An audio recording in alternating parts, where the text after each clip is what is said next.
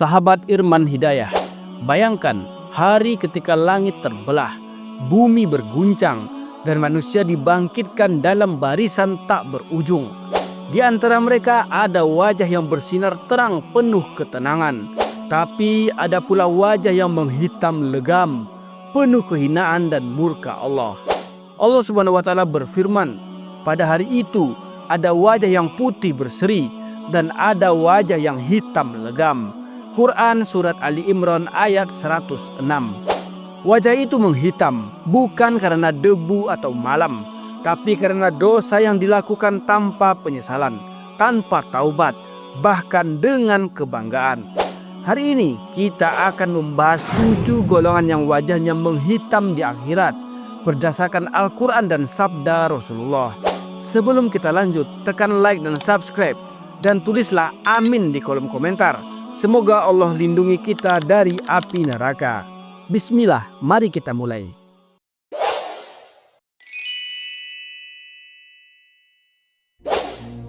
Golongan pertama, orang yang kufur setelah beriman atau murtad. Tidak ada pengkhianatan yang lebih besar dari meninggalkan iman setelah mengenalnya. Orang yang pernah merasakan manisnya hidayah, pernah menangis dalam sujud, pernah menyebut nama Allah dengan khusyuk, lalu tiba-tiba berbalik arah, meninggalkan semua itu, memilih jalan kufur dan kesesatan. Maka di akhirat, wajah mereka tidak akan seperti orang biasa. Wajah itu akan menghitam legam, tanda kehinaan, penyesalan, dan murka Allah yang tak tertahankan. Allah Ta'ala berfirman, pada hari ketika wajah menjadi putih dan wajah menjadi hitam, adapun orang-orang yang wajahnya menghitam, apakah kalian kafir setelah beriman? Maka rasakanlah azab karena kekafiran kalian itu. Quran Surat Ali Imran ayat 106. Mereka adalah orang-orang yang telah menyaksikan kebenaran, tapi menolaknya. Mereka yang menyaksikan cahaya hidayah, namun justru memadamkannya dalam hati. Bisa jadi karena dunia, karena tekanan, atau karena ingin dianggap hebat oleh manusia. Tapi di hadapan Allah, alasan itu tak berguna. Yang tersisa hanyalah wajah yang gelap, penuh kebencian dan keputusasaan. Rasulullah menyebut murtad sebagai fitnah akhir zaman.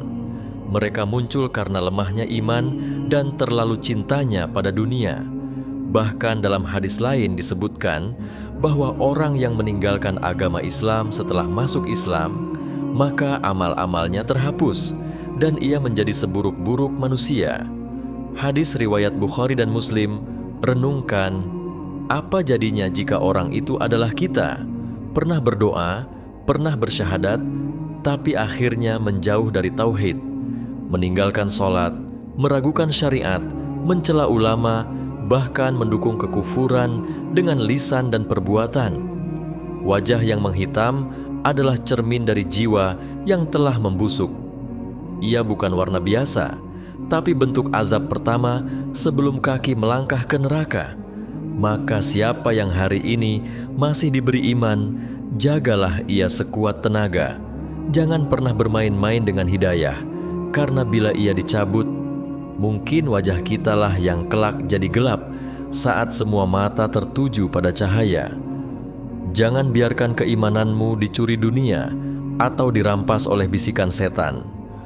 Karena satu kali murtad bisa membuat semua amalmu terhapus dan wajahmu menjadi tanda kehinaan abadi di hadapan Allah.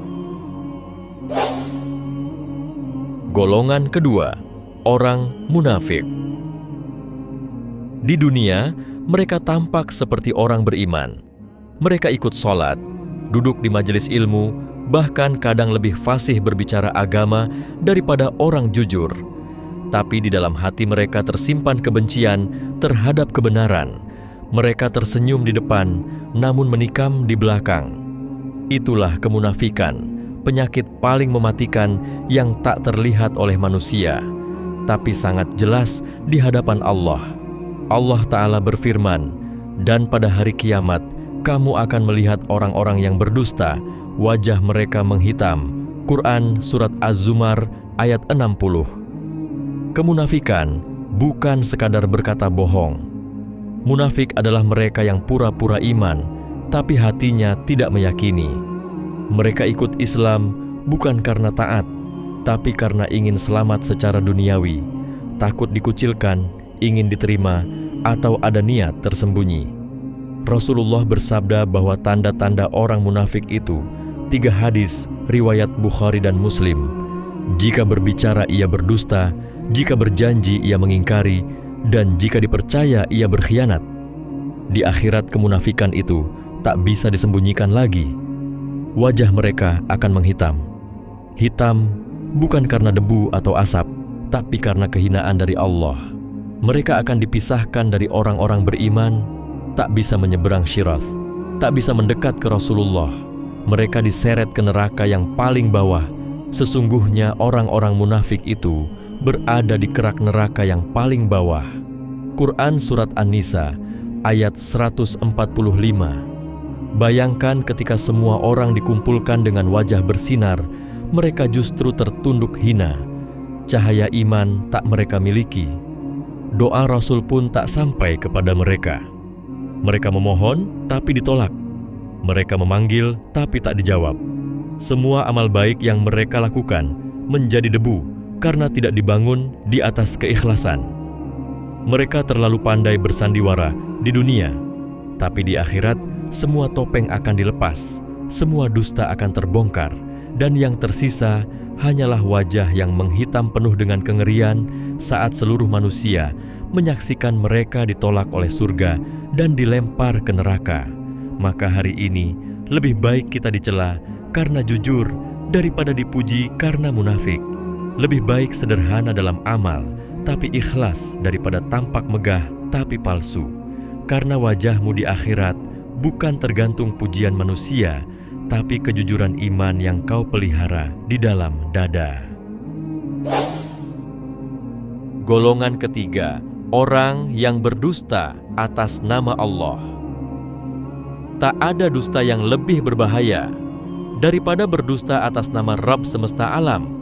Kalimatnya mungkin terdengar agamis, seolah sedang menasihati bahkan mengutip ayat. Tapi di balik itu, ada niat untuk memutarbalikkan kebenaran, untuk menguatkan hawa nafsu, atau sekadar ingin dihormati sebagai ulama, padahal lisannya penuh kebohongan. Allah Ta'ala berfirman, siapakah yang lebih zalim daripada orang yang membuat kedustaan terhadap Allah? Mereka akan dihadapkan kepada Rabb mereka, dan para saksi berkata, inilah orang-orang yang berdusta terhadap Rabb mereka. Ingatlah laknat Allah atas orang-orang yang zalim. Quran Surat Hud ayat 18. Dalam ayat lain Allah juga berfirman, dan siapakah yang lebih zalim daripada orang yang mengada-adakan kebohongan terhadap Allah? Mereka itu akan dihadapkan kepada Rabb mereka, dan para saksi akan berkata, mereka inilah yang telah berdusta terhadap Rabb mereka. Ketahuilah laknat Allah atas orang-orang yang zalim. Quran Surat Yunus ayat 17. Orang yang berdusta atas nama Allah termasuk mereka yang menyampaikan hukum tanpa ilmu, menyesatkan manusia dengan menyebut ini dari Allah padahal bukan. Mereka juga termasuk orang-orang yang membuat hadits palsu, memelintir tafsir ayat, atau menyebarkan fatwa yang bertentangan dengan nas hanya karena ingin membela kelompoknya, pemimpinnya, atau kepentingannya.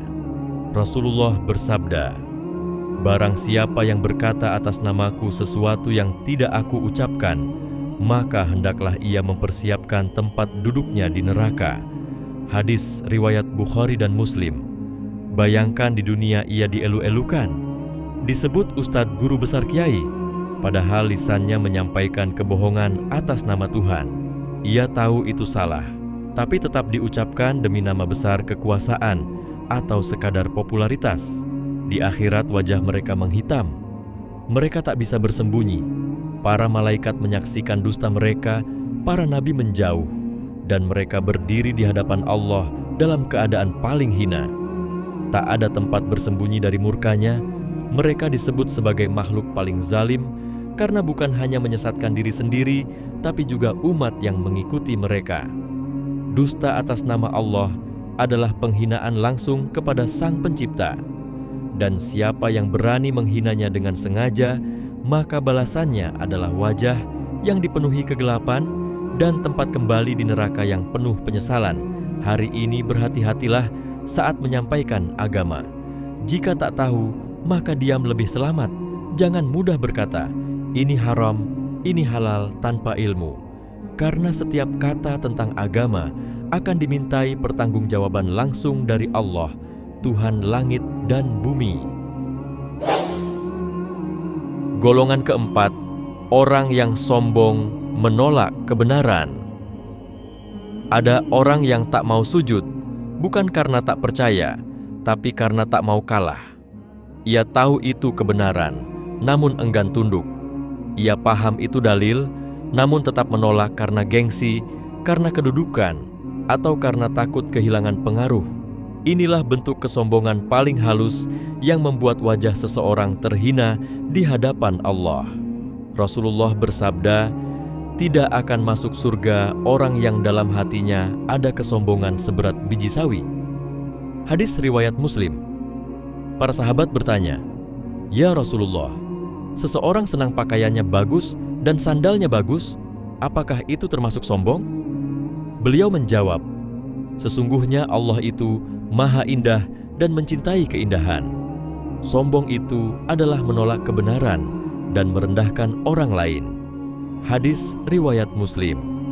Kesombongan bukan soal penampilan, tapi soal hati yang menolak tunduk, hati yang tak mau diingatkan, hati yang mencibir ketika dinasihati, hati yang merasa lebih tinggi dari dalil, lebih pintar dari ulama, dan lebih suci dari para pendosa yang sedang taubat.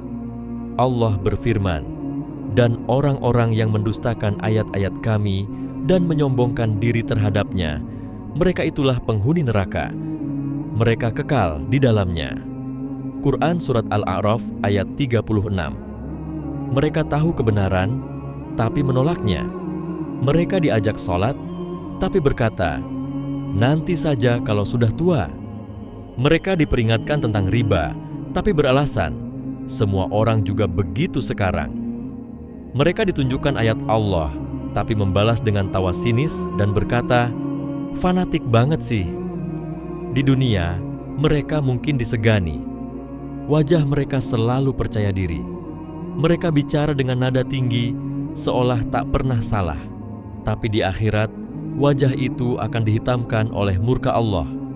Dada mereka sesak, tubuh mereka ditundukkan paksa, mulut mereka terkunci karena tak ada lagi alasan yang bisa dibela.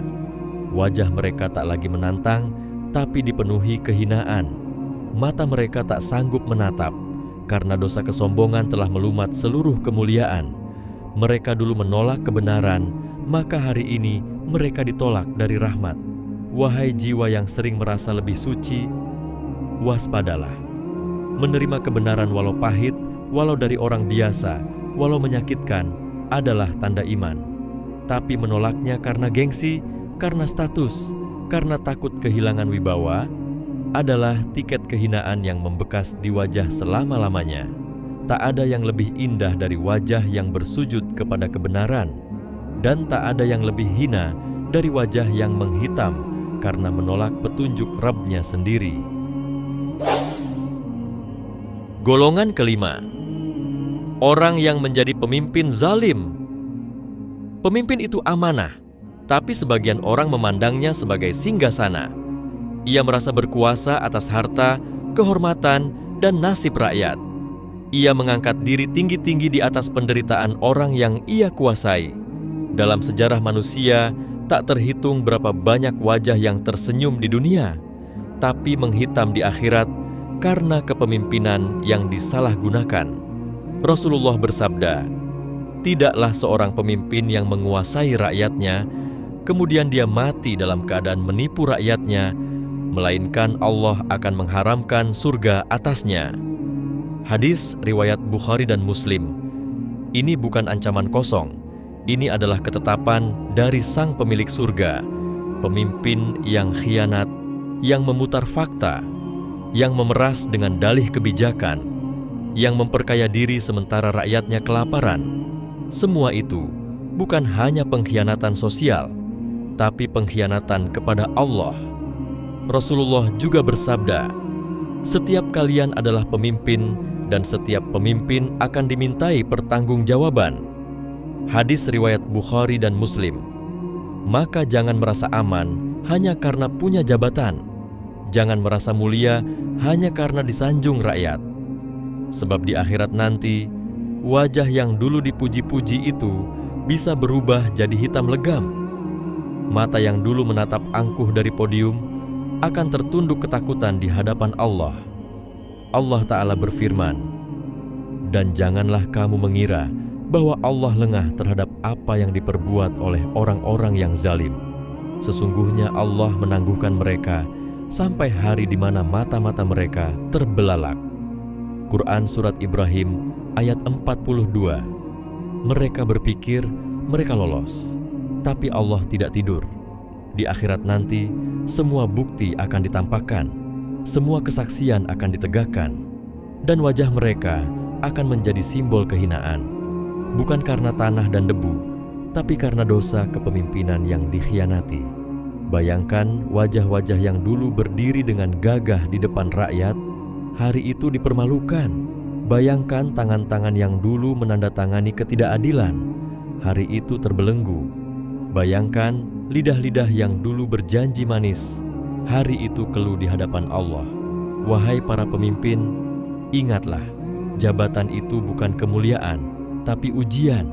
Dan barang siapa gagal menunaikan keadilan, wajahnya akan dihiasi bukan dengan mahkota, tapi dengan kegelapan yang membuat malaikat pun murka. Takutlah pada hari ketika rakyat yang dulu diam bersaksi di hadapan Allah. Takutlah pada wajah yang menghitam, bukan karena warna kulit, tapi karena beban dosa yang tak pernah ditebus dengan taubat. Golongan keenam, orang yang menyembah selain Allah. Tidak ada dosa yang lebih besar dari syirik, sebab dosa ini bukan sekadar maksiat, tapi pemberontakan terhadap Sang Pencipta. Menyembah selain Allah, entah itu patung, manusia, kuburan, matahari, atau kekuatan gaib apapun, adalah bentuk pengkhianatan terhadap tauhid, inti dari semua ajaran para nabi. Allah Ta'ala berfirman, "Dan pada hari kiamat, wajah mereka akan menghitam. Dikatakan kepada mereka, di manakah berhala-berhala yang dahulu kalian sembah selain Allah?" Quran Surat Az-Zumar ayat 60. Wajah mereka menghitam karena dosa syirik itu begitu besar di sisi Allah. Dosa yang tidak akan diampuni kecuali dengan taubat sebelum ajal. Sebesar apapun amal kebaikan seseorang, jika ia menyekutukan Allah, semuanya hangus, tak bernilai. Seolah ia datang ke akhirat dengan tangan kosong dan wajah tertutup debu kegelapan. Dalam ayat lain, Allah memperingatkan, sesungguhnya Allah tidak akan mengampuni dosa syirik, dan Dia mengampuni dosa selain syirik bagi siapa yang dikehendakinya. Quran Surat An-Nisa ayat 48. Mereka yang menyembah wali dengan cara berlebihan, yang menjadikan manusia sebagai pengampun dosa selain Allah, yang meminta pertolongan pada jin, yang meyakini kekuatan selain Allah lebih menentukan takdir, semua itu termasuk bentuk-bentuk kesyirikan. Dan pada hari kiamat, mereka akan dipermalukan dengan wajah yang menghitam, menjadi tanda kemurkaan Allah. Bayangkan saat semua orang dibangkitkan, ada wajah-wajah yang putih bercahaya karena tauhidnya dijaga, tapi ada pula wajah-wajah yang hitam legam karena mereka pernah menyembah selainnya. Saat itu tak ada lagi syafaat, tak ada lagi pembelaan. Bahkan yang mereka sembah pun akan menyangkal dan berkata, "Aku tak tahu menahu, aku tak pernah memerintahkannya." Rasulullah bersabda, "Siapa yang meninggal dalam keadaan menyekutukan Allah, maka ia masuk neraka." Hadis riwayat Bukhari dan Muslim. Dosa syirik bukan hanya membinasakan, tapi juga menghitamkan wajah, menghapus amal, dan mengantar pelakunya ke dalam kehinaan abadi, maka jagalah tauhid. Jangan pernah menganggap remeh ucapan, tindakan, atau keyakinan yang bisa menodai kemurnian iman. Sebab wajah yang putih di dunia bisa menghitam di akhirat hanya karena satu keyakinan yang salah. Jangan sampai hari itu datang dan wajah kita menjadi simbol dosa terbesar manusia, mempersekutukan Rabb yang Maha Esa. Golongan ketujuh, orang yang memakan harta anak yatim secara zalim. Anak yatim adalah amanah besar di sisi Allah. Mereka kehilangan pelindungnya di dunia, dan karena itu Allah sendiri yang menjadi penjaga mereka. Maka barang siapa mengambil hak mereka dengan zalim, Allah akan membalasnya dengan azab yang mengerikan. Tidak hanya siksa api, tapi juga kehinaan yang terlihat pada wajahnya di akhirat. Allah Ta'ala berfirman, sesungguhnya orang-orang yang memakan harta anak yatim secara zalim, sesungguhnya mereka itu menelan api ke dalam perutnya, dan mereka akan masuk ke dalam neraka yang menyala-nyala. Quran Surat An-Nisa ayat 10. Memakan harta anak yatim bukan hanya mencuri, tapi mengkhianati amanah. Ia menghisap hak orang yang lemah, menumpuk kekayaan dari tangisan dan kesedihan anak kecil. Maka Allah pun balas dengan kemurkaan. Di akhirat, wajah mereka akan menghitam, bukan karena debu neraka, tapi karena murka Allah yang membara. Diriwayatkan pula dari Rasulullah, jauhilah 7 dosa besar yang membinasakan. Di antaranya beliau menyebut memakan harta anak yatim. Hadis riwayat Bukhari dan Muslim. Bayangkan seseorang yang terlihat dermawan, kaya raya, dihormati di masyarakat, tapi ia menahan warisan anak yatim, menjual harta milik keponakan yatimnya, atau menggunakannya untuk kepentingan pribadi.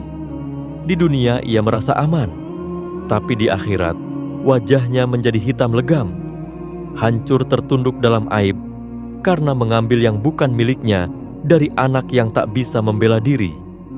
Wajah mereka akan dibakar rasa malu.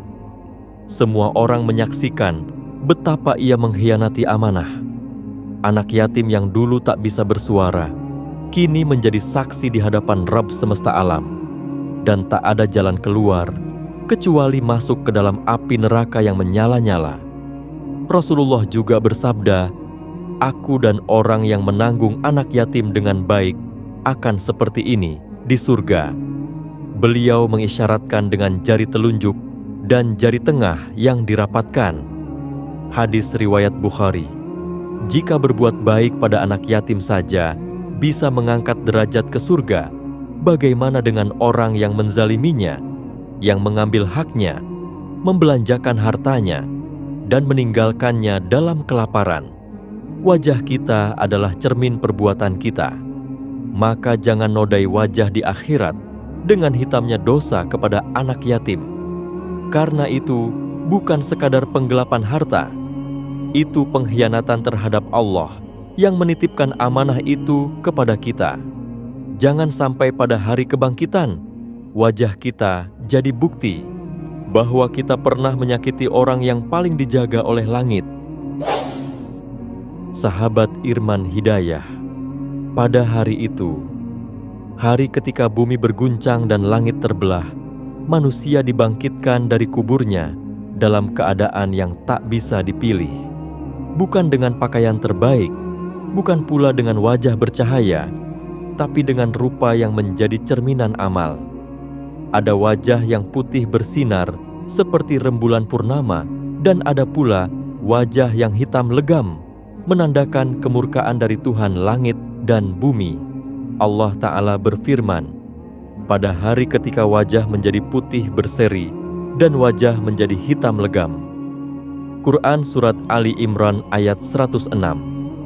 Wajah yang hitam itu bukan karena terbakar api dunia, bukan pula karena dosa kecil yang sudah ditaubati, tapi karena hati yang keras, mulut yang berdusta, dan dada yang menyimpan kesombongan.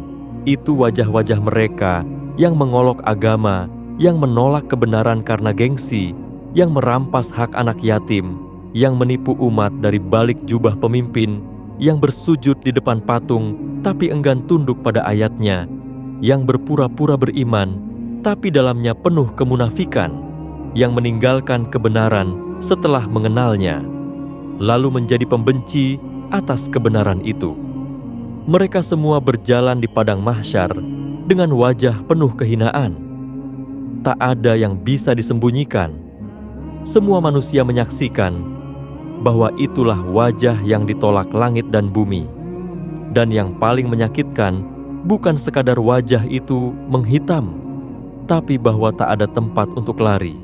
Malaikat melihat mereka dengan pandangan benci. Nabi-nabi tak memberi syafaat. Bahkan bumi enggan menjadi saksi yang baik.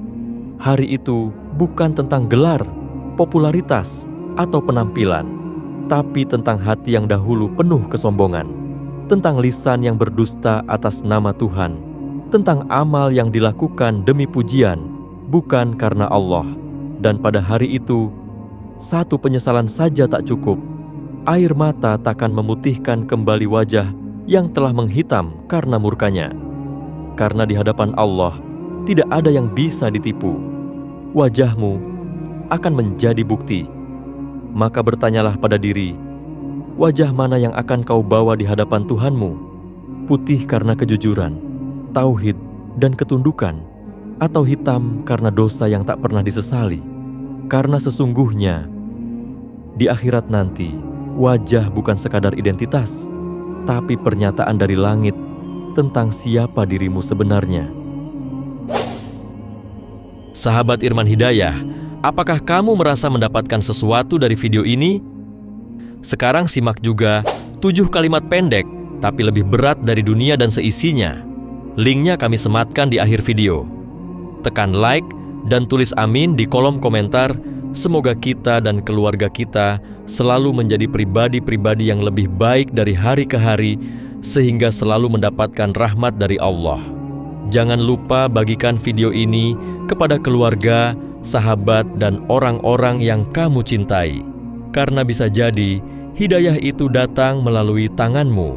Subscribe sekarang dan aktifkan loncengnya agar tidak ketinggalan inspirasi penuh makna dari channel Irman Hidayah.